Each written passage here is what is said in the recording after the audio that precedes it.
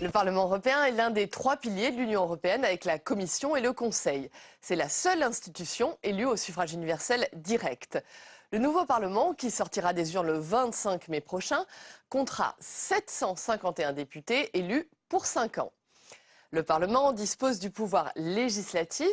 Il vote les règlements et les directives qui sont l'équivalent européen des lois. C'est le Parlement qui approuve le budget européen et qui contrôle aussi la façon dont la Commission exécute ce budget et gère ce budget. Le Parlement sortant comprend 8 groupes politiques, parmi lesquels les plus importants, le PPE, qui regroupe par exemple l'UMP française et la CDU allemande, et le PSE, qui comprend le Parti socialiste français et le SPD allemand. Il faut 25 députés représentant au moins un quart des pays de l'Union pour composer un groupe politique.